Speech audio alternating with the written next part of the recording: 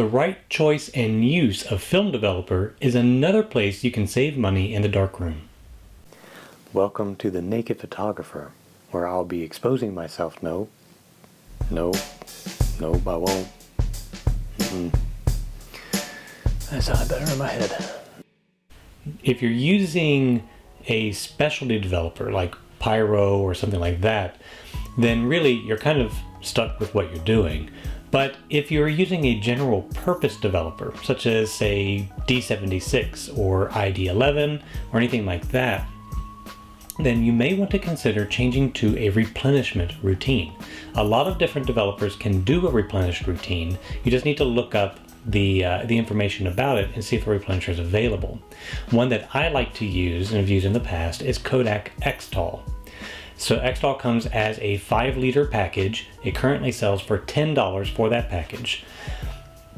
And it is both its own developer and replenisher. D76 and ID11, which are the same thing, also have a replenisher available. And there are several others out there. So it can be a little confusing as to exactly how you use a replenishment system, but it does lend itself to great economy. So let me go over some of the basics of how it works. But first, let's talk about the dollars and cents. So that $10 package is, as I said, 5 liters. If we're talking about 35 millimeter or the equivalent thereof, which is 80 square inches per roll. So one 35 millimeter roll, one 120 roll, 4 sheets of 4x5 or 1 sheet of 8x10. If we're talking about 35 millimeter, because we have just a regular size tank, then a 2-reel tank, such as this one right here, will hold 2 rolls, half a liter.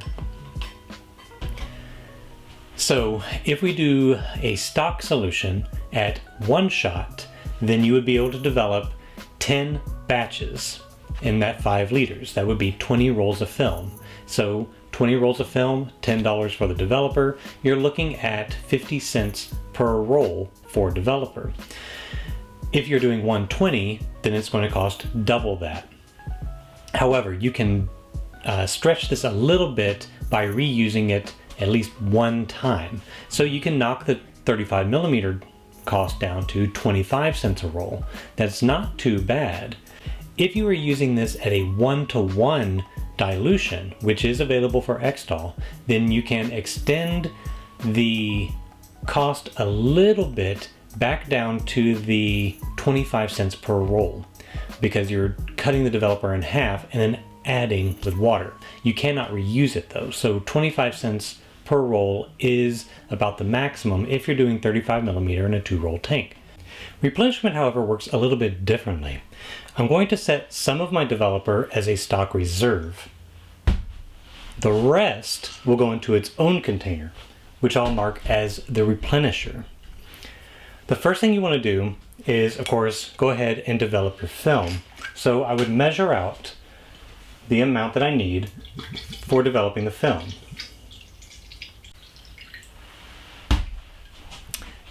This will go into my tank.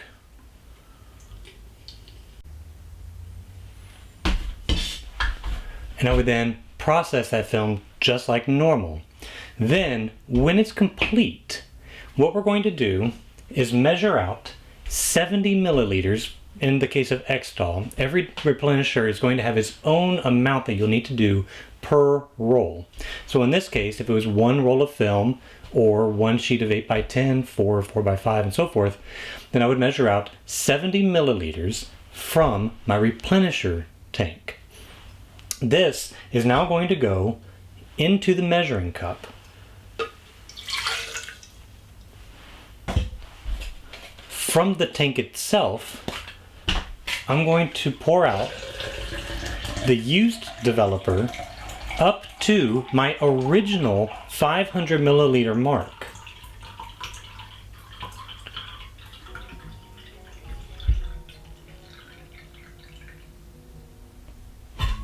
There is still developer in here. That will be just poured off aside.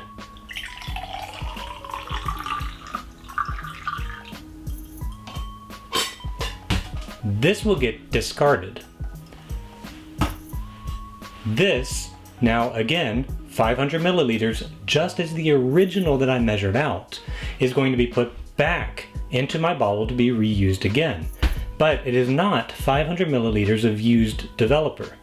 It is 430 milliliters of used and 70 milliliters of fresh. So this will now go back into the container.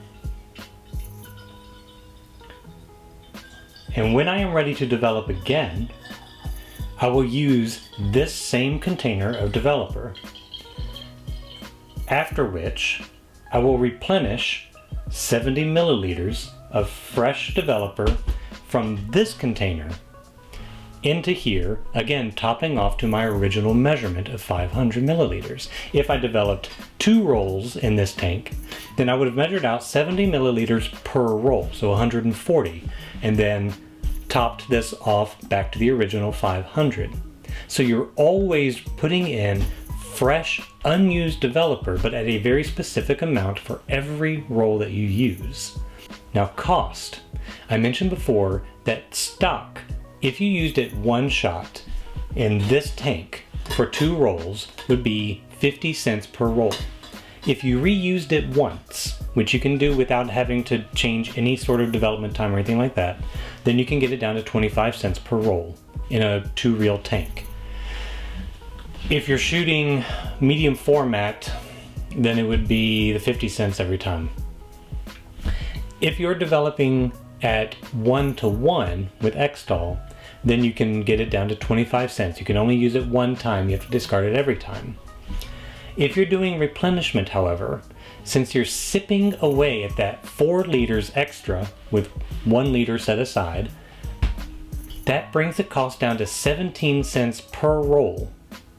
Then, once you're gone through this whole 4 liter container and you buy another package and mix up the 5 liter, the 5 liters now becomes your replenishment, not just the 4, because you can still reuse your small bottle infinitely as long as you are replenishing at a regular rate.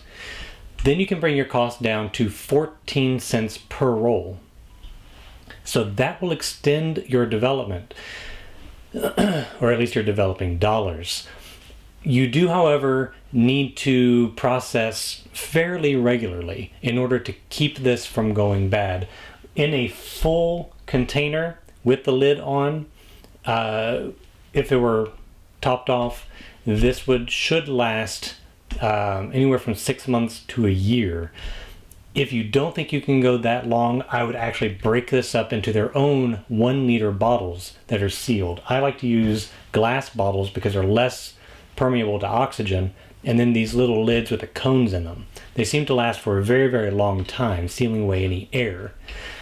So if you break this up into 4 1 liter bottles, then as long as you don't open them, they should last for a very, very long time. And you can get through probably the whole amount if you don't process regularly. It's not difficult. It will save you money in the long run. Any money we can save here, we can then extend to film, paper, or any of the other expensive consumables out there. Thank you for watching. Please like, comment, and subscribe, and I'll continue to find ways to save you money in the darkroom and bring you tips on both darkroom, shooting, lighting, and everything else I can think of.